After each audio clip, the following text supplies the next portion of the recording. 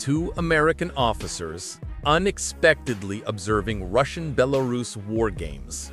A moment that alters U.S. posture, raises alarm bells in NATO capitals.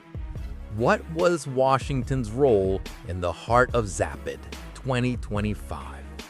Reports confirm that on September 15, 2025, two U.S. military officers showed up at the Zapad 2025 joint exercises between Russia and Belarus. They were welcomed by Belarusian Defense Minister Viktor Krenin at the Borisov training ground northeast of Minsk. Belarus released video footage showing them in Air Force uniforms, shaking hands, expressing thanks in Russian. Krenin said, "You can go there and see, talk to people, and observe anything that interests you." These two officers declined to speak publicly, yet their presence spoke volumes.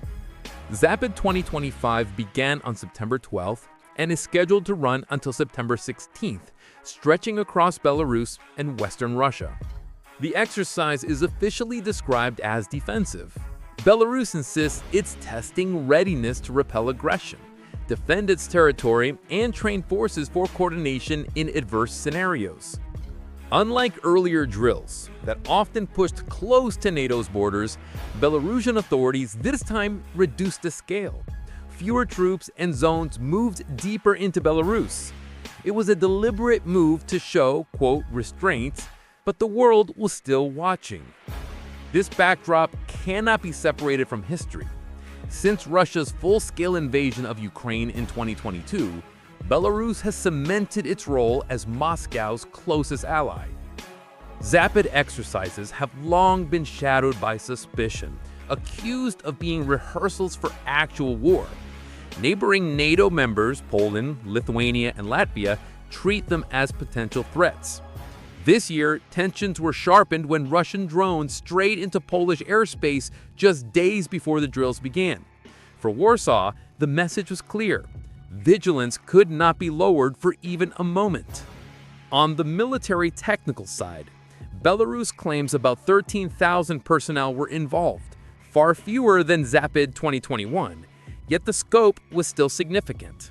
The drills included airstrikes against hostile forces, nuclear weapons planning sessions, counter-sabotage operations in urban environments, and live launches of missile systems, including the new Russian Orezhnik medium-range ballistic missile. Observers also reported maneuvers involving armored brigades, air assault units, and sophisticated electronic warfare designed to blind enemy radars and jam communications. Strategic bombers T-22M3 flew sorties, while Su-35 and MiG-31 fighters staged mock dogfights overhead. Military attachés and observers from 23 countries were present. Among NATO members besides the United States, Turkey and Hungary were confirmed participants. Their presence offered an unusual image: Western officers in uniforms standing just meters away from Russian generals at a time of confrontation. For Moscow and Belarus, this was a display of legitimacy. For Washington and NATO, it was a delicate balancing act. So, why send in U.S. officers as observers now? Analysts outline several possible motivations. First, transparency under the OSCE Vienna document. Large-scale exercises can trigger fears of surprise attacks, so inviting observers is meant to build confidence and prevent accusations of secret preparations. By attending, the U.S. can verify numbers, deployment, and confirm whether Belarus truly reduced parameters as it claimed. Second, diplomatic gesture. Under President Trump, U.S. relations with Belarus have cautiously warmed. In recent months, Minsk released 52 prisoners, including journalists and opposition figures, while Washington eased sanctions on Belavia, the Belarusian airline. Sending officers could be seen as a reciprocal gesture, a signal that dialogue channels remain open despite broader U.S.-Russia confrontation. Third, intelligence and monitoring. Being physically present offers more than satellite images or intercepted communications. U.S. officers could observe, Russia's force posture, missile systems in action, command and control procedures, even the morale of troops. These insights are invaluable at a time when the war in Ukraine has become a grinding test of endurance. Fourth, propaganda value. For Moscow, even the image of American officers attending can be spun as a symbolic recognition of Russia's military power.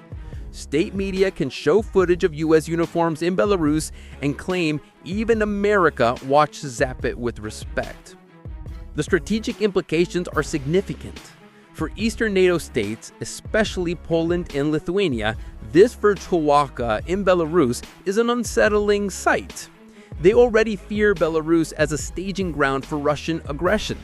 Now they worry about mixed signals. Does Washington play a double game, or is it simply trying to monitor Russia up close? If Washington does not clearly explain the purpose of this visit, suspicion may spread within NATO itself. Unity is NATO's strongest weapon, but unity frays quickly when allies believe Washington acts unilaterally or too softly to adversaries. For Moscow, the presence of U.S. officers is already a victory. It undermines the narrative of isolation. It shows that even adversaries are compelled to attend. For Belarus, it's a golden opportunity. Hosting American officers allows Minsk to present itself not just as Russia's satellite, but as a state capable of dialogue with both East and West. It reduces Belarus's diplomatic isolation and strengthens its bargaining power. For Beijing, the development is also useful. A United States distracted in Europe is a United States less focused on Asia. China benefits whenever Washington's attention is split between multiple theaters. The impact, however, is not just political, it's also psychological.